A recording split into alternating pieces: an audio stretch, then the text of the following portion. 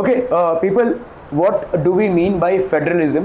So this is the chapter that we are going to have a start. थोड़ा बहुत दोनों को parallel करेंगे हम, फेडरलिज्म एंड प्रिंट कल्चर. ठीक है. So federalism basically, what is federalism?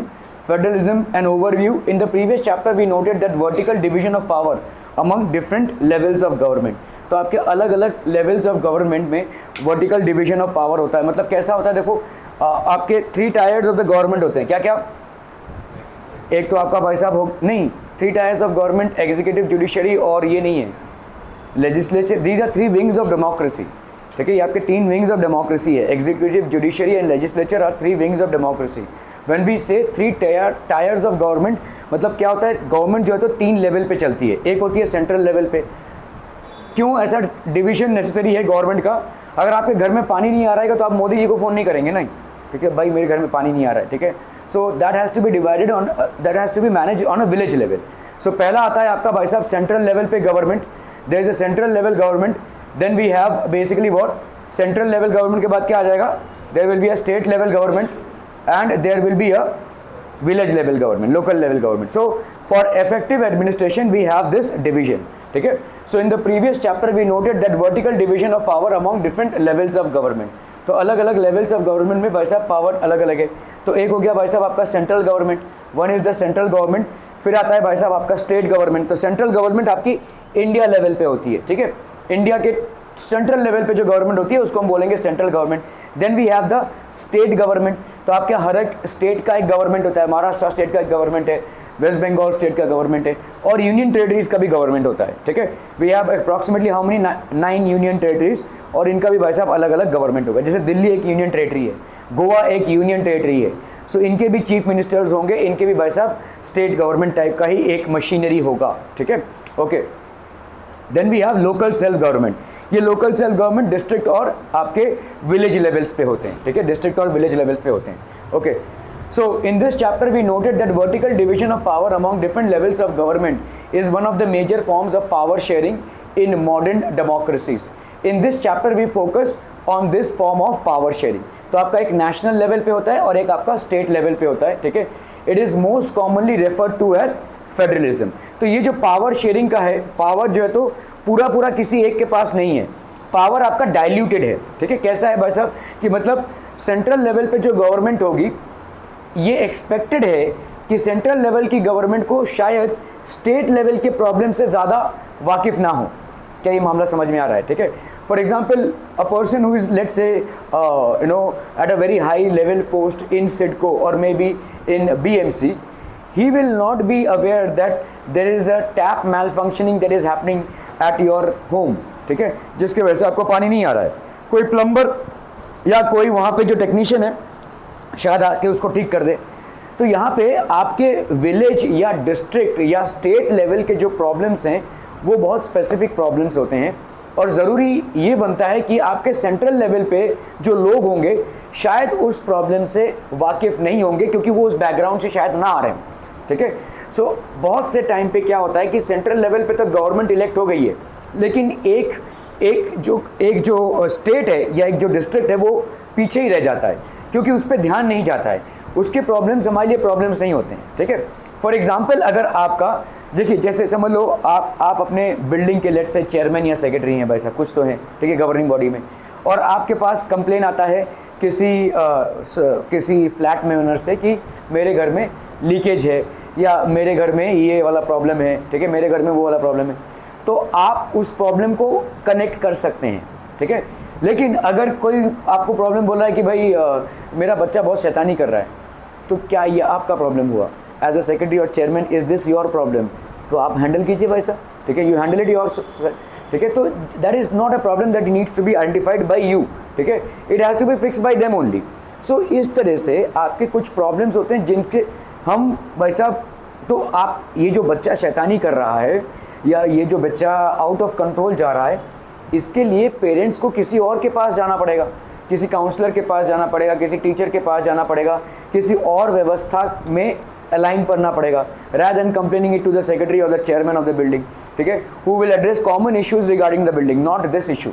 ठीक है, तो इसी तरह से क्या होता है, जो सेंट्रल लेवल की गवर्नमेंट होती है वो कॉमन इश्यूज़ को आइडेंटिफाई करती है, जैसे आपका फाइनेंस का इशू, बिजनेस का इशू, इंडस्ट्रियलाइजेशन का इशू, ये बड़े बड़े इश्यूज होते हैं। लेकिन किसी दूर दराज किसी गांव में अगर पानी नहीं पहुंच रहा है, या किसी दूर दराज गांव के लोगों को किसी टाइप का एक प्रॉब्लम है, ठीक है, जो बहुत ही अल्पसंख्यक हैं, ठीक है, तो शायद उनका ध्यान ना जाए, बट ऑब्वियस सी बात है, तो वहाँ पे मैनेजमेंट ठीक से नहीं हो पाएगा, उस प्रॉब्लम को ठीक से एड्रेस नहीं कर पाएंगे, या उस प्रॉब्लम को ठीक से एस्केलेट या सॉल्व नहीं कर पाएंगे। और इसीलिए आपके 3 टायर लेवल की गवर्नमेंट नेसेसरी है, ठीक है, ताकि सब तक पहुँचे और सब तक वो प्रॉब्लम आइडेंटिफाई हो, ठीक है। तो स्टेट और नेशनल लेवल पे it is commonly referred to as federalism. तो ये जो गवर्नमेंट का विभाजन है, ठीक है, ताकि गवर्नेंस का लाभ सब लोग उठा पाएं, ये जो डिवीजन है गवर्नेंस में, इसको हम बोलते हैं भाई साहब federalism. This is known as federalism. We begin by describing federalism in general terms, ठीक है। The rest of the chapter tries to understand the theory and practice of federalism in India. तो अगर आप देखोगे भाई साहब ये फेडरलिज्म मतलब अलग अलग राज्य हैं, अलग अलग प्रांत हैं और अलग अलग भाई साहब सारे, ठीक है, तो सब में भाई साहब अलग अलग तरीके से गवर्नमेंट हो रहा है, ठीक है। तो महाराष्ट्र का एक स्टेट गवर्नमेंट है, गुजरात का एक स्टेट गवर्नमेंट है। In this chapter tries to understand the theory and practice of federalism in India. A discussion of the federal constitution provisions is followed by an analysis of the policies, ठीक है। तो आपके जो policies हैं उनकी analysis, ठीक है, that has strengthened federalism in practice, ठीक है। फेडरलिज्म मतलब ऐसा नहीं है कि भाई साहब सेंट्रल और स्टेट में क्लैश, ठीक है। फेडरलिज्म का मेन तात्पर्य ये है कि गवर्नमेंट के जो पॉलिसीज़ हैं उनका बेनिफिट सबको मिले, सेंट्रल लेवल पे, स्टेट लेवल पे, डिस्ट्रिक्ट लेवल पे, विलेज लेवल पे, सबको इसका एक इक्वल बेनिफिट मिले, ठीक है। और इसके लिए एडमिनिस्ट्रेशन प्रॉपर होनी चाहिए भाई साहब। So what is federalism? Let us get back to the contrast between Belgium and Sri Lanka that we saw in the last chapter. So what did we see in power sharing? Last chapter में भाई साहब हमने देखा कि Belgium और श्रीलंका में, Belgium में बहुत सारे एथनिक कम्युनिटीज़ थे एंड श्रीलंका में भी 2 प्रोमिनेंट एथनिक कम्युनिटीज़ थे। बेल्जियम में भाई साहब क्या हुआ, बेल्जियम में आपका कॉन्फ्लिक्ट हुआ। बेल्जियम में मतलब ये जो एथनिक कम्युनिटीज़ थे इनका बड़ा अच्छी तरीके से निवारण हुआ। उन्होंने जो मेन उनका जो कैपिटल जगह था वहाँ पे अलग रेशियो था और पूरी कंट्री में अलग रेशियो था, लेकिन उन्होंने बड़े उनका जो रिप्रेजेंटेटिव का स्ट्रक्चर था वो बड़े निपुणता के साथ निभाया, जिसके चलते कोई भी मतलब मेजॉरिटनिज्म नहीं हुआ, ठीक है, या माइनॉरिटीज़ को नेग्लेक्ट करने की बातें नहीं हुई, ठीक है। श्रीलंका में उल्टा हो गया भाई साहब। श्रीलंका में भाई साहब एक सिन्हाला कम्युनिटी को इतना ज़्यादा प्रायोरिटाइज किया जाने लगा कि Tamil community was extremely alluded from the central system, ठीक है। और फिर इससे क्या हुआ, दुनिया का सबसे बड़ा टेररिस्ट ऑर्गेनाइजेशन जन्मा जिसका नाम था LTTE, ठीक है, लिबरेशन टाइगर्स ऑफ तमिल इलम। और दुनिया में सबसे बड़ा सिविल वॉर हुआ इस कंट्री में, ठीक है। इस सिविल वॉर में कुछ 10-12 प्रेसिडेंट्स के जाने गई हैं। In fact we have lost one of our ex prime ministers mister Rajiv Gandhi on an attack by LTTE। Sriperumbudur में वो ऐसे ही स्पीच दे रहे थे। He was not a prime minister then, he was contesting for elections. उसके पहले वो प्राइम मिनिस्टर थे, उसके बाद वो चुनाव हारे और फिर इलेक्शंस आने वाला था, तो वो श्री पेरम्बुदुर एक जगह है तमिलनाडु के उधर, जहाँ पे वो ऐसे ही एक इलेक्शन गैदरिंग को एड्रेस कर रहे थे और किसी महिला ने आकर उनको, मतलब एक बुढ़ी सी औरत ने आकर उनको एक बूफे दिया, जो आपका फ्लावर्स का बूफे होता है, और उसमें बम था, एक्सप्लोड हुआ, कई लोग मारे गए including our ex prime minister. So ये उनकी खुन्नस थी LTTE की। क्यों? क्योंकि LTTE को कर्ब डाउन करने के लिए राजीव गांधी का एक बहुत बड़ा योगदान था। Rajiv Gandhi at his prime ministership, during his prime ministership had send forces to Sri Lanka to curb down LTTE, ठीक है। LTTE को ख़त्म करने के लिए फोर्सेस भेजे थे, पीस ट्रीटी टॉक्स भी की थी, तो ये सारे तमाम चीज़ें हुए थे। खैर, तो हमने देखा कि भाई साहब श्रीलंका का जो पूरा सिस्टम है वो अस्त व्यस्त हो गया, क्योंकि एक कम्युनिटी को उन्होंने फेवर किया और दूसरी कम्युनिटी को कम्प्लीटली नेग्लेक्ट किया। It gave rise to one of the biggest bloodshed and civil war and the biggest terrorist organisation that could have ever evolved in the country, ठीक है। So let us go back. तो हमने भाई साहब देखा यहाँ पे बेल्जियम ने बहुत इफेक्टिवली अपने एथनिक डाइवर्सिटी को मेंटेन किया, ठीक है। You would recall that one of the key changes made in the constitution of Belgium was to reduce the power of the central government. Central government की power को reduce करना ज़रूरी है। क्यों? क्योंकि अगर हम नहीं करेंगे तो तानाशाही का, अब देखो गवर्नमेंट को अब जितना ज़्यादा पावर देंगे, ठीक है, उतना ज़्यादा वो अपनी मनमानी कर सकता है। डेमोक्रेटिक सेटअप में आप अगर बोल रहे हैं government of the people, by the people, for the people, तो ये जो गवर्नमेंट को फॉर द पीपल फंक्शनिंग करनी है तो उसको पावर भी रिस्ट्रिक्टेड रखना है। उसको आपने पूरे देश का पावर दे दिया तो वो कुछ भी करेगा। तो इसीलिए पावर जो है तो डाइल्यूटेड है, पावर जो है तो आपका धीरे धीरे टॉप लेवल से डाइल्यूट होता हुआ आ रहा है ताकि कोई भी अपनी मनमानी ना कर सके, ठीक है। Okay, so to reduce the power of the central government and to give these powers to regional government. Obviously भाई साहब सेंट्रल गवर्नमेंट अपने लेवल पे एक रीजनल मुद्दे को उस तरह से एड्रेस या उस तरह से सॉल्व नहीं कर सकता जिस तरह से रीजनल गवर्नमेंट कर सकती है। So definitely there will be a huge level of difference in which a government at a central level or a government at a regional level will manage things। Clear है, समझ में आ रहा है ये? तो इसीलिए पावर का डाइल्यूशन है, पावर का डाइल्यूशन है, मतलब डेफिनेटली सेंट्रल गवर्नमेंट मेन मुद्दों पे डिसीजंस लेगी और इम्प्लीमेंट करेगी, लेकिन सारे मुद्दों पे वो एड्रेस नहीं कर सकती है, तो इसीलिए पावर का थोड़ा सा डाइल्यूशन किया गया है, ठीक है। इसीलिए पावर का डाइल्यूशन किया गया। देखो मैं ऐसे बोलूँ, अगर आपका भाई साहब समझ लो लेट्स से स्कूल में किसी टीचर से आपको प्रॉब्लम है, या सारे स्टूडेंट्स को वो टीचर क्या पढ़ाते हैं समझ में नहीं आता, ठीक है, लेट्स से, ठीक है, ये एक प्रॉब्लम है, और जिसके चलते क्या हो रहा है उस सब्जेक्ट के कॉन्सेप्ट्स आपको समझ में नहीं आ रहे हैं या आप उसको परफॉर्म नहीं कर पा रहे हैं। So in spite of paying your fees you are not getting the relevant output from that teacher. So what will you do? You will approach the principal और your parents will approach the principal, ठीक है। तो या तो teacher को replace कीजिए या तो टीचर को फीडबैक दीजिए, इम्प्रूव कीजिए, दैट इज़ द जनरल, ठीक है, थिंग, ठीक है। ओके, सो ये हो गया एक हायरार्की, मतलब आपने इस चीज़ को एस्केलेट किया, इस चीज़ को एस्केलेट किया किसको? भाई साहब प्रिंसिपल को, ठीक है। ओके, अभी समझ लो भाई साहब आपका स्कूल में किसी से झगड़ा हो गया, लेट्स से किसी से झगड़ा हो गया, इस चीज़ को आप किसको एस्केलेट करेंगे? प्रिंसिपल को। किसी ने आपको उल्टा सीधा बोला, आपने समझा कि चलो इसको मारते नहीं है, इसके नाम का कंप्लेन करते हैं। अगर मारा मारी कर दी तो आपने ही फैसला ले लिया, ठीक है। अगर आपने फैसला नहीं लिया, उस लड़के या उस लड़की के बारे में आप कंप्लेन करना चाहते हैं, तो किसको करेंगे? सीधा प्रिंसिपल को।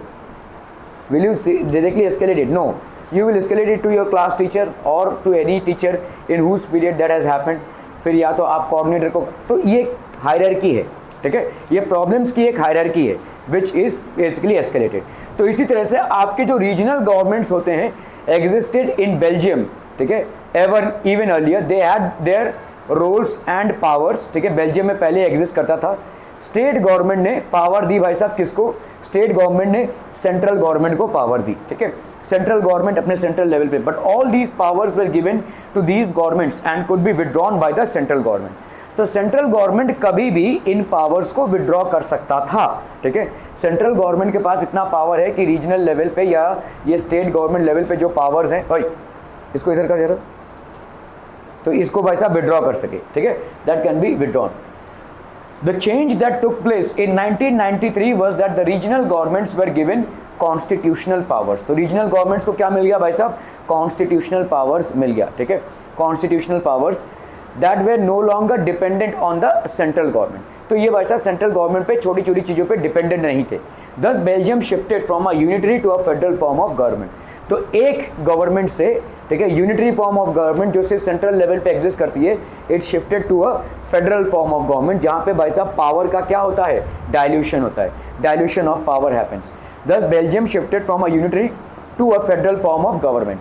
Sri Lanka continues to be for all practical purposes a unitary system where the national government has all the powers. आज की तारीख में भी श्रीलंका भाई साहब एक यूनिटरी सिस्टम है, ठीक है, सारे पावर्स जो हैं श्रीलंका में सिर्फ एक गवर्नमेंट को है, एक ही गवर्नमेंट है वहाँ पे, ठीक है, all powers are vested on the central government, ठीक है। Tamil leaders want Sri Lanka to become a federal system, और अभी भी देखो वहाँ पे फसाद चालू है। अभी आपने सुना रहेगा कि श्रीलंका की इकोनॉमी क्रैश हो गई है, श्रीलंका की इकोनॉमी क्रैश हो गई है इन spite of being one of the strongest economies in the world, one of the strongest economies in south east Asia, the economy has crashed, they have gone bankrupt, ठीक है। तो ये हुआ है इसीलिए, तो वहाँ पे पावर क्लैशेस होते ही रहते हैं, आपका पावर टर्मोइल होता ही रहता है, ठीक है, पावर में ऐसा तब्दीलियाँ आपको मिलती रहती हैं क्योंकि वहाँ पे ये सिस्टम गलत है। Federalism is a system of government in which the power is divided between a central authority and various constituent units of the country, ठीक है। तो सेंट्रल अथॉरिटी और वेरियस कॉन्स्टिट्यूएंट यूनिट्स में भाई साहब ये पावर डिवाइडेड है, the power is basically divided. तो सेंट्रल गवर्नमेंट है और भाई साहब कॉन्स्टिट्यूएंट यूनिट्स में पावर डिवाइडेड है। Central government is not enjoying all the powers and benefits. The power is basically divided between central government and constituent units, ठीक है।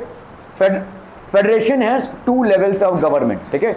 The governments at the level of provinces or states, the government for the entire country, ठीक है। तो एक level है क्या भाई साहब गवर्नमेंट की, the government at the level of provinces or states, and then we have a government for the entire country, पूरे कंट्री के लिए भाई साहब गवर्नमेंट, ठीक है। तो ये हो गया आपका सेंट्रल गवर्नमेंट और ये हो गया आपका स्टेट एंड आपके विलेज लेवल के गवर्नमेंट्स हो गए, ठीक है। तो हमारा भी 3 टायर सिस्टम है। Responsible for subjects of national interest, जैसे फाइनेंशियल पॉलिसीज, फॉरेन पॉलिसीज, ठीक है, डिफेंस, ठीक है, रेलवेज, ये सारे जितने भी हैं आपके भाई साहब नेशनल इंटरेस्ट के सब्जेक्ट्स हैं, ठीक है। मतलब पूरे नेशन को जो कंसिडर करते हैं, ये सारे पॉलिसीज या सारे जितनी भी चीज़ें हैं वो पूरे नेशन से जुड़ी हुई हैं। रेलवेज हो गया, ट्रांसपोर्ट, ठीक है, then we have let's say electricity, ये सारी चीज़ें, ठीक है, ये सारी चीज़ें इससे जुड़ी हुई है। Okay, then we have basically responsible for day to day administration of the state. State के काफ़ी सारे प्रॉब्लम्स हो सकते हैं, इंटरनल एक्सटर्नल प्रॉब्लम्स काफ़ी सारे हो सकते हैं। State might have it's a lot of problems of its own. तो इन सारे प्रॉब्लम्स से भाई साहब कौन डील करेगा? स्टेट लेवल के गवर्नमेंट्स, ठीक है, स्टेट लेवल के गवर्नमेंट्स, ठीक है। Both these levels of governments enjoy the power independent of the other, ठीक है। दोनों भी लेवल्स ऑफ गवर्नमेंट क्या करते हैं भाई साहब? दोनों लेवल के government they enjoy their power independent of the other. The state level and the central level, they both enjoy their power. Enjoy their power मतलब ये लांचो ऐसे नहीं, एंजॉय देयर पावर मतलब होता है कि भाई साहब पावर को अपने तरीके से ये एक्सरसाइज कर सकते हैं। ऐसा नहीं कि भाई साहब स्टेट गवर्नमेंट बैठी है कभी हमको सेंट्रल इसका अप्रूवल दे, ऐसा नहीं है, ठीक है। Both along with their powers can execute their ideas and implement there policies, ठीक है, बोथ, ठीक है। तो 2 बार रिपीट कर। Though only 25 of the world's 192 countries have federal political systems, their citizens make up 40% of the world's population, ठीक है। Only 25%, तो आपके वर्ल्ड में भाई साहब 192 कंट्रीज हैं, ठीक है, और only 25% of the world's countries have federal political systems. ऐसे फेडरल पॉलिटिकल सिस्टम जहाँ पे भाई साहब पावर डिवाइडेड है, सेंट्रल, फिर भाई साहब स्टेट, फिर आपका भाई साहब आपका जुडिशरी, ठीक है। Though only 25 of the world's 192 countries have federal political systems, their citizens make up 40% of the world's population. इनके citizens जो है तो 40% करते हैं वर्ल्ड के पॉपुलेशन का। They constitute 40% of the world's population. क्या ये समझ में आ रहा है? ठीक है। Most of the large countries of the world, सारे जितने भी large country हैं, ठीक है, they are federations, ठीक है। Can you notice exception to this rule in this map? ठीक है। So look at these exceptions, ये सारे एक्सेप्शंस है जहाँ पे फेडरल सिस्टम ऑफ गवर्नमेंट नहीं है। फेडरल सिस्टम ऑफ गवर्नमेंट नहीं है मतलब इन जगहों पे आपका पावर सिर्फ सेंट्रल पे है, ठीक है। वो पावर जो है तो डाइवर्सिफाई नहीं हुआ है to state and village level governments, ठीक है।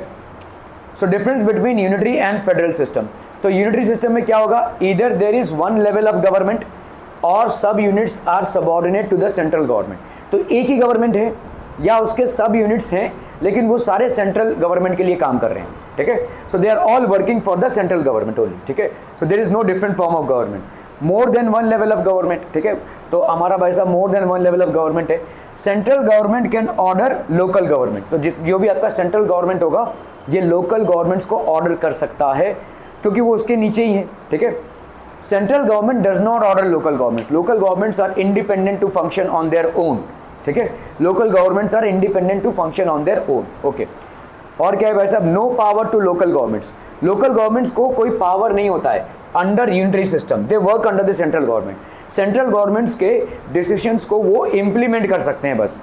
दे do not have any power to either change or modify the policies of the central government, ठीक है। यहाँ पे भाई साहब क्या है? State government has its own powers, इसके पास खुद के पावर्स होते हैं, ठीक है। It has got its own powers. Answerable to central government, आपका जो यूनिटरी सिस्टम है that is answerable to the central government. ये सेंट्रल गवर्नमेंट को भाई साहब आंसरेबल है, इसको आंसर देने पड़ते हैं। State government not answerable to central government, both are answerable to people. State government भाई साहब सेंट्रल गवर्नमेंट को आंसरेबल नहीं है, ठीक है। और लेकिन दोनों को भी लोगों को जवाबदारी है, ठीक है, दोनों भी स्टेट गवर्नमेंट और सेंट्रल गवर्नमेंट की दोनों की जवाबदारी है लोगों के लिए, ठीक है, both answerable to people. Let us look at the some of the key features of federalism. तो लोकल, कंट्री, स्टेट और फेडरल, ठीक है, लोकल, कंट्री, स्टेट और federal. Different tiers of government govern the same citizens but each tier has its own jurisdiction in specific matters, ठीक है। तो अलग अलग गवर्नमेंट के लेवल हैं और अलग अलग गवर्नमेंट के लेवल अलग अलग तरीके से पीपल को कंट्रोल करते हैं या पीपल के लाइफ को इम्पैक्ट करते हैं, ठीक है। But each tyre has its own jurisdiction, मतलब किस पे आपका जुरिस्डिक्शन होगा, the area over which someone has legal authority, ठीक है। तो आपके जीवन में सेंट्रल गवर्नमेंट का भी इन्फ्लुएंस होगा। कैसे भाई साहब, सेंट्रल गवर्नमेंट ने अगर समझ लो नोटबंदी कर दी, ठीक है, तो क्या आप उससे प्रभावित होंगे? यस होंगे, ठीक है, ओके। अगर स्टेट गवर्नमेंट ने कोई, महाराष्ट्र स्टेट बोर्ड के हैं आप, और कोई नया पॉलिसी चेंज लाया, ठीक है, एजुकेशन में, तो क्या आपका जीवन इम्पैक्ट होगा? यस होगा, ठीक है। तो अलग अलग तरीकों से आपका जीवन इन सबसे प्रभावित होता है, ठीक है। Your life gets impacted by depending on what is their jurisdiction, उनका जो रोल है आपके जीवन में, उस पर उनका क्या पॉलिसी चेंजेस है, ठीक है, jurisdiction. In specific matters of legislation, taxation and administration. तो अलग अलग चीज़ें हैं भाई साहब आपका, ठीक है। एक होता है भाई साहब आपका लेजिस्लेशन, दूसरा होता है आपका टैक्सेशन और तीसरा होता है आपका administration. The jurisdictions of the respective levels और tiers of government are specified in the constitution. तो आपके कॉन्स्टिट्यूशन में बाकायदा पूरा लिखा हुआ है कि किसका क्या पावर है, किसका क्या जुरिस्डिक्शन है, ठीक है, what are the levels of jurisdiction. So it has been specifically mentioned the jurisdictions of the respective levels or tiers of government are specified in the constitution। बखूबी कॉन्स्टिट्यूशन में ये क्लियरली लिखा हुआ है कि सेंट्रल गवर्नमेंट का power क्या है, स्टेट गवर्नमेंट का पावर क्या है और विलेज लेवल के गवर्नमेंट का पावर क्या है। This has been clearly specified, okay. Union government, union government पहले आता है, उसके बाद आता है स्टेट गवर्नमेंट, उसके बाद आता है भाई साहब आपका local government. The existence and authority of each tier of government is constitutionally guaranteed, ठीक है। existence as well as authority of each tier of the government, ठीक है, हर एक टायर गवर्नमेंट का भाई साहब कॉन्स्टिट्यूशनली गारंटीड है, ठीक है। कॉन्स्टिट्यूशन गवर्नमेंट के एग्जिस्टेंस पे और उसकी अथॉरिटी लेवल पे गारंटी दे रही लोगों को, ठीक है, गवर्नमेंट के एग्जिस्टेंस पे और उसकी अथॉरिटी पे। अब गवर्नमेंट इज गारंटीड और backed up by the constitution. तो कॉन्स्टिट्यूशन के तरीके से ही इलेक्शन हुआ है और कॉन्स्टिट्यूशन के तरीके से ही गवर्नेंस होगी। नहीं हो रही है तो आप उसको चैलेंज कर सकते हैं, ठीक है। So it is guaranteed by the government. जैसे आपको अगर कोई किसी चीज़ का गारंटी होता है, समझ लो आपने कोई चीज़ खरीदी, उसकी गारंटी है, अगर वो चीज़ खराब होती है during guarantee period, you can either get it replaced और get it rectified without paying anything, right. इसी तरह से इन लेवल्स ऑफ गवर्नमेंट में जो हमने चुना है, कोई भी डैमेज अगर होगा तो उसका प्रोसीजर है, कॉन्स्टिट्यूशन उसको डिफाइन करती है, कॉन्स्टिट्यूशन की पूरी जिम्मेदारी है उसको प्रॉपरली एग्जीक्यूट करना, ठीक है। The fundamental provisions of the constitution can not be unilaterally change by one level of government, ठीक है। तो एक लेवल ऑफ गवर्नमेंट जो है फंडामेंटल प्रोविजन को चेंज नहीं कर सकता है, ठीक है। अभी जैसे समझो, मैं आपको बता रहा हूँ यहाँ पे, लेट्स से आप अगर मानसरोवर स्टेशन में गए, ठीक है, तो वहाँ पे आप देखोगे कितनी पतली सी जगह है, ठीक है। बस वाले जो हैं वो ऐसे जाते हैं, है ना, और रिक्शा वाला पूरा स्टेशन तक जाते हैं। क्यों ऐसा होता है? Why does this happen? रिक्शे वाले पूरे स्टेशन तक छोड़ने का सुविधा है उनको, लेकिन बस वालों को इधर जाना पड़ता है। क्यों? वाई? हाँ, ज़्यादा जगह का गेम नहीं है भाई साहब, ये जगह का गेम नहीं है। बस स्टॉप में अगर बस इस्तेमाल कर रहे हैं लोग तो उनको इतना सा चल के जाना पड़ता है, they have to basically walk. और अगर रिक्शा ले रहे हैं तो वो वहाँ तक जा रहे हैं। तो जनरली हड़बड़ी में लोग, जल्दी में लोग फिर रिक्शा को चूज़ करेंगे रादर देन बस, है ना। So that is the thing, this is the division. अभी इस चीज़ को ये कौन से गवर्नमेंट में आ गया भाई साहब? इस चीज़ को क्या आप मोदी को बोलेंगे या भाई साहब कैबिनेट मिनिस्टर्स को एस्केलेट करेंगे या ट्रांसपोर्ट मिनिस्टर को फ़ोन करेंगे? नो इट इज़ नॉट, ठीक है। इसको हमको विलेज लेवल पे ही निपटाना है या डिस्ट्रिक्ट लेवल पे ही निपटाना है, ठीक है। तो आपने देखा था जब बस लॉन्च हुआ था यहाँ पे तो काफ़ी सारा प्रोटेस्ट हुआ था, ठीक है। लेकिन अभी तो दोनों भी चल रहा है, ये भी चल रहा है, वो भी चल रहा है। तो देयर आर सम प्रोविजंस, ठीक है, विच हैव बीन मेड, ऐसा वैसा प्रोविजन चल रहा है, ठीक है। तो थोड़े बहुत एडजस्टमेंट्स होते हैं। हालांकि सारी छोटी छोटी चीज़ों को आप चैलेंज करते बैठेंगे तो हम तो इसी में रह जाएंगे फिर, ठीक है। तो हमको वे आउट देखना है। तो fundamental provision of the constitution, जैसे अगर आपने किसी भी मतलब इंसान को उसके जात पे गाली दी तो that is punishable by law. और ये चाहे आप महाराष्ट्र में कर रहे हो चाहे गुजरात में कर रहे हो, ये सेंट्रली लॉ है भाई साहब, सेंट्रल लॉ है ये। You will be basically tried for this, ठीक है। You will be subjected to punishment at any level for this. आप किसी की जात पे लेकर या आप अगर अनटचेबिलिटी प्रैक्टिस कर रहे हैं तो कहीं भी रहे हैं आप पे केस बनता है। हाँ, अगर कोई रिपोर्ट नहीं करता है तो कोई केस नहीं बनेगा, लेकिन अगर किसी ने रिपोर्ट किया तो आप पे केस बनता है, ठीक है। ओके, सो ये फंडामेंटल प्रोविजन है भाई साहब। आप अगर स्टेट गवर्नमेंट ले लो, सेंट्रल गवर्नमेंट ले लो, इससे कुछ फर्क नहीं पड़ता। ये हमारे कॉन्स्टिट्यूशन ने हमको मानवाधिकार दिए हुए हैं, जिनका उल्लंघन जहां भी हो उसके बारे में आप केस फाइल कर सकते हैं and it is punishable by law if proved, ठीक है। तो constitution can not be unilaterally changed by one level of government. एक गवर्नमेंट इस फंडामेंटल प्रोविजन को चेंज नहीं कर सकता। अभी भाई साहब रिक्शा वालों को भी देखना है और बस वालों को भी देखना है, तो गवर्नमेंट बोलती है चलो ठीक है, ठीक है, दोनों भी हो जाएंगे, चलो दोनों का एडजस्टमेंट हो जाएगा, लोग भी मान ही ले रहे हैं इसको। तो ये इसमें हमारा कोई फंडामेंटल जो कॉन्स्टिट्यूशन का रूल है वो चेंज नहीं हो रहा है, ठीक है। It is not getting changed, ठीक है। तो that is how it is, जहाँ हम कॉपरेट कर सकते हैं। Okay, such changes require the consent of both the levels of government. अगर भाई साहब कोई फंडामेंटल कॉन्स्टिट्यूशनल चेंज आप करने जा रहे हैं, फंडामेंटल प्रोविजन जो है कॉन्स्टिट्यूशन में, अगर आप उसको चेंज करने जा रहे हैं, it will require the consent of both level of government. मतलब आपके सेंटर लेवल पे और स्टेट लेवल पे दोनों का भी कंसेंट आपको चाहिए in order to make any changes. Fundamental provisions जो आपने प्रावधान जो दिए हुए हैं नागरिकों को, अगर उसमें कुछ चेंज करने जाते हैं तो दोनों भी लेवल ऑफ गवर्नमेंट का अप्रूवल चाहिए उसमें, ठीक है। तो these are fundamental provisions. Sources of revenue for each level of government are clearly specified to ensure its financial autonomy। भाई साहब कोई भी गवर्नमेंट चलेगी कैसे, गवर्नमेंट काम करेगी कैसे, गवर्नमेंट को क्या करना है, वेलफेयर ऑफ पीपल, रोड्स बनाने हैं, इलेक्ट्रिसिटी मुहैया करानी है, ठीक है, पानी का सप्लाई इंटैक्ट करना है, schools, colleges, medical, health care, ये सारी चीज़ें गवर्नमेंट से जुड़ी हुई हैं, ठीक है। तो लोग जो है तो गवर्नमेंट को इलेक्ट करते हैं ताकि इनको ये प्रावधान मिले, ताकि इनको ये जितने भी सुविधाएं हैं वो ठीक से मिले, एमिनिटीज़ उनको मिले, ठीक है। तो अभी अगर तो हर प्रावधान को आप तक पहुंचाने के लिए खर्चा है, और ये खर्चा कौन देगा, आप ही देंगे, आपके टैक्स से ही ये प्रावधान आप तक पहुंचते हैं, ठीक है। सो सोर्सेज ऑफ रेवेन्यू, तो आपका सेंट्रल गवर्नमेंट का एक रेवेन्यू सिस्टम है और स्टेट गवर्नमेंट का एक रेवेन्यू सिस्टम है, ठीक है। Sources of revenue for each level of government are clearly specified to ensure its financial autonomy, ठीक है। ऑटोनॉमी मतलब अभी अगर कोई चीज़ अप्रूव करानी है स्टेट के लिए, भाई साहब स्टेट बैठा रहेगा, कभी सेंट्रल इसको अप्रूव करेगा, ठीक है, ऐसा नहीं है। स्टेट के पास जो रेवेन्यू आता है उस रेवेन्यू के हिसाब से स्टेट डिसीजन ले सकता है टू ग्रांट एन ऑटोनॉमी। हो गया है सबका, 8th वालों को सबका हो गया है, everybody done, 8th standard done है। बट तेरे से पूछा क्या मैंने, okay. So such changes require the consent of both the levels of government. Sources of revenue for each level of government are clearly specified to ensure its financial autonomy. मतलब भाई साहब कौन सा पैसा आप किस हद तक यूज कर सकते हैं वो कॉन्स्टिट्यूशन ने डिफाइन करके रखा है।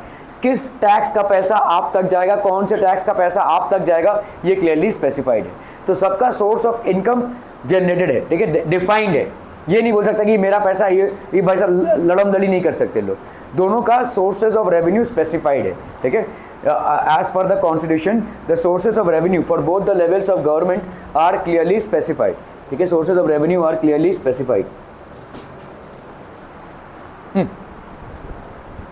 क्लियर है, क्लियर है, क्लियर है, are we clear on this one people. तो झगड़ा आपस में नहीं हो सकता भाई साहब, ठीक है।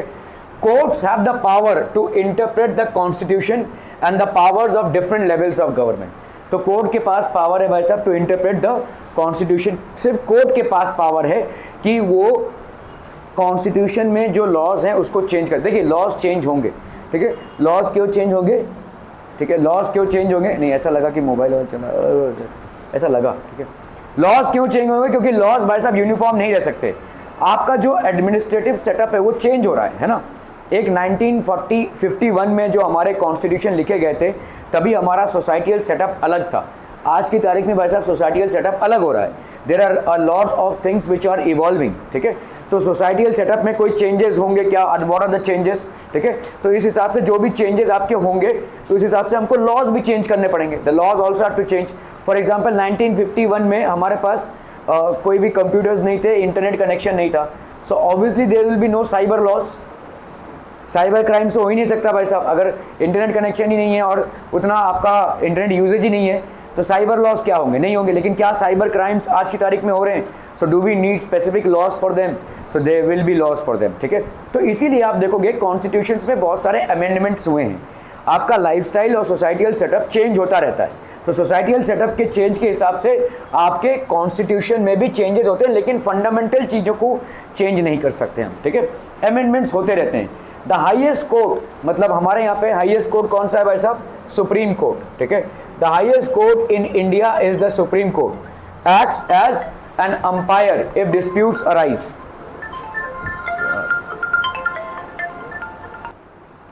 Okay, so people, we will talk about federalism. The highest court, Supreme Court, acts as an umpire. Umpire मतलब decision maker. If disputes arise between different levels of government in the exercise of the respective powers. अगर भाई साहब कभी ऐसा होता है कि central government और स्टेट गवर्नमेंट या विलेज गवर्नमेंट में वैसा कोई कॉन्फ्लिक्ट हो गया है, ठीक है, रिगार्डिंग गवर्नेंस, तो it's the supreme court which will take a call कि किसका भाई साहब हम सुने, ठीक है, okay, so supreme court will take a call. The federal system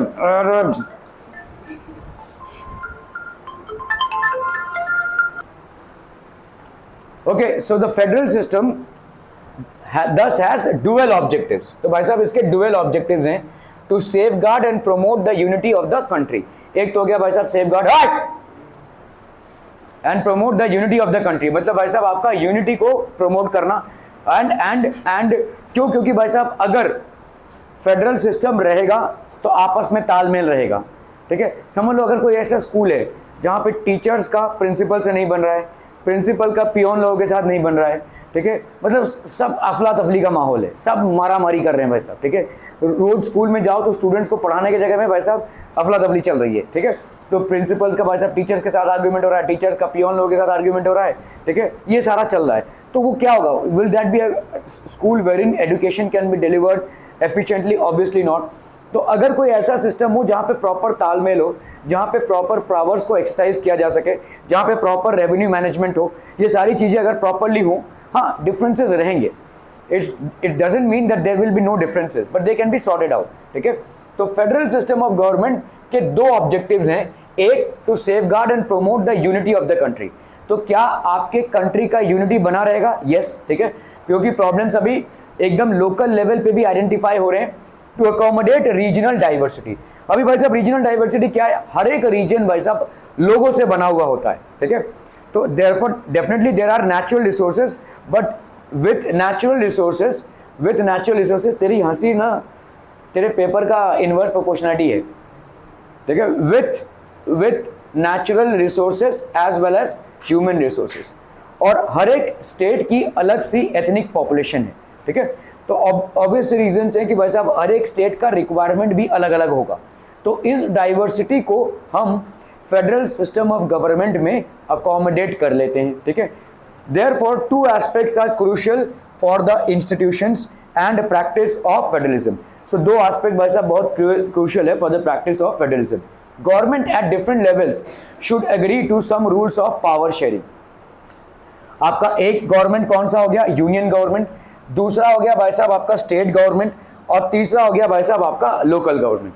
तो हमारा जो गवर्नेंस है ये 3 लेवल्स पे है, ठीक है। So rules of power sharing, union government का एक पावर होगा, स्टेट गवर्नमेंट का एक पावर लेवल होगा, और लोकल गवर्नमेंट का भाई साहब एक पावर लेवल होगा। All these will be different, so the power that is there at legislative level will be equally divided amongst all these 3.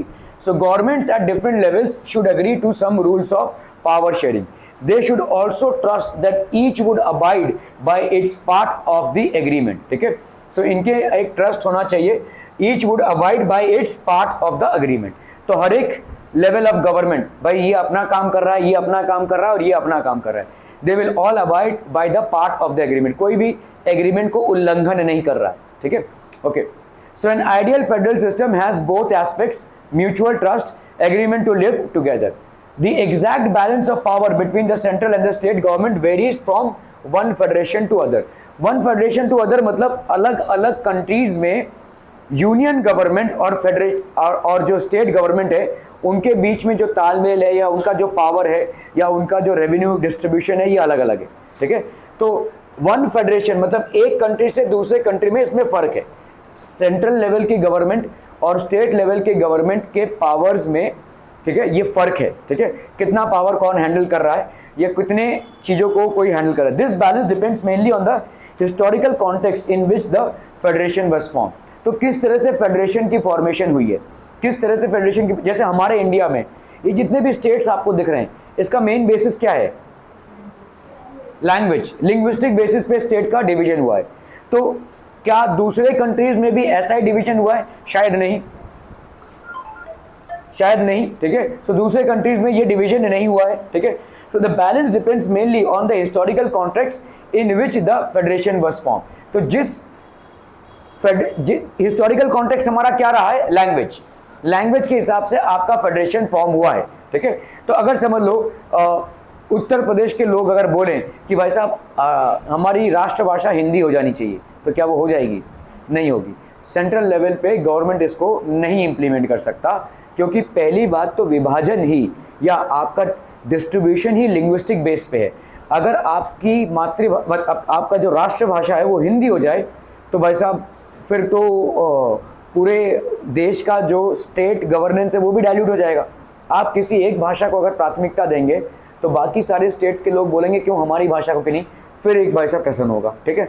तो इस तरह से आपको चीज़ों को देखना है। सो हमारा यहाँ पे किस तरह से विभाजन हुआ है, लिंग्विस्टिक बेसिस पे, ठीक है। तो इसीलिए देखो आपका महाराष्ट्र स्टेट बोर्ड है, ठीक है, आपका कर्नाटका स्टेट बोर्ड है, सीबीएसई के साथ ही एफिलिएटेड है, ठीक है, मतलब सीबीएसई के पैरेलल चल रहा है ये, ठीक है, महाराष्ट्र स्टेट बोर्ड। अभी जैसे अगर आप महाराष्ट्र में रहते हैं और अगर सीबीएसई में आपको मराठी लेनी पड़ेगी, और मराठी जब आप लेंगे तो महाराष्ट्र स्टेट बोर्ड में जो बुक है वही बुक आपकी चलेगी, ठीक है, समझ में आ रहा है ये, are we clear on this one. Maharashtra state board में जो प्रिस्क्राइब्ड बुक फॉर्मेट है वही बुक आपका चलेगा, ठीक है। क्यों, क्योंकि वो भाई साहब आपका स्टेट स्पेसिफिक चीज़ है, ठीक है, ये स्टेट स्पेसिफिक है। तो ये एक बैलेंस है, balance depends mainly on the historical context, क्योंकि आप एक ऐसे स्टेट में अपना एजुकेशन प्राप्त कर रहे हैं जिस स्टेट का फॉर्मेशन मराठी लैंग्वेज के ऊपर हुआ था, ठीक है। तो आपको भी भाई साहब मराठी लैंग्वेज जानना पड़ेगा, क्लियर है, समझ में आ रहा है। आप किसी भी प्रांत से बिलोंग करते हो, आप कहीं से भी हो, लेकिन because you are a part of Maharashtra and because you are you are a part of this curriculum, CBSE में भले ही हुआ लेकिन आपको मराठी लेनी पड़ेगी। और मराठी जब आप लेंगे तो सीबीएसई का कोई मराठी बुक नहीं होगा, ये आपका स्टेट प्रिस्क्राइब्ड बुक होगा, जो स्टेट बोर्ड में जो मराठी बुक चलती है वही आपका एप्लीकेबल होगा। Are we clear on this one. आपके लेवल पे जो इम्पैक्ट गिर रहा है उसकी बात कर रहा हूँ, ऐसे बहुत सारे लेवल पे इम्पैक्ट्स होते हैं, ठीक है। So this balance depends mainly on the historical context in which the federation was form. जैसे यहाँ पे देखो, अगर मैं मुंबई की बात करूँ, क्या यहाँ पे इंडिविजुअल बंगलो प्लॉट्स हम अफोर्ड कर सकते हैं? नहीं भाई साहब, पॉपुलेशन बहुत ज़्यादा है, तो हमको किस में रहना पड़ेगा, फ्लैट सिस्टम में रहना पड़ेगा। फ्लैट सिस्टम मतलब सोसाइटी हो गई, सोसाइटी हो गया मतलब आप बिना सोसाइटी के परमिशन के कुछ ताबड़ तोड़ नहीं कर सकते, है ना। अगर आपका खुद का कोई बंगला है, वहाँ पे आप कैसा भी डिजाइनिंग करें, कुछ भी करें चलेगा, लेकिन अगर आपको सोसाइटी में कुछ भी करना है तो you will require the request type permission from the society members, ठीक है।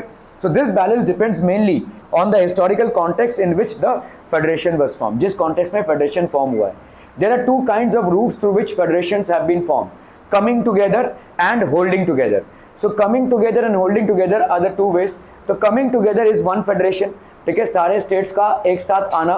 The first route involves independent states coming together on their own to form a bigger unit, so that by pooling, ठीक है, sovereignty and retaining identity they can increase the security. तो आगे individual states भाई साहब combine कर गए, so this is called coming together, ठीक है। This type of coming together federations include, ठीक है, यूएसए, ठीक है, स्विट्जरलैंड, ऑस्ट्रेलिया, ठीक है. In the first category of federation all the constituent states usually have equal power and a strong vis-a-vis the federal government, ठीक है. तो इनका भाई साहब इक्वल पावर होता है and they are very strong as per the federal government. तो this is called coming together federation, this is called coming together federation, ठीक है. This is coming together federation, this is coming together federation, ठीक है. तो USA, Switzerland and Australia holding together. The second route is where a large country decides to divide its power between the constituent states and the national government. तो यहाँ पे भाई साहब divide हो रहा है power between the constituent states and the national government. तो India हो गया, स्पेन हो गया, बेल्जियम हो गया, ठीक है. These are countries are examples of these kind of holding together federation. So these are what? Holding together federations. In the second category, the central government tends to be more powerful than the states. तो यहाँ पे भाई साहब central government is more powerful than the states. ठीक है. So there the central government, very often different constituent units of the federation have unequal powers. ठीक है भाई साहब, यहाँ तक ही हम रखते हैं. आप सबका हो गया भाई साहब? Everybody is done.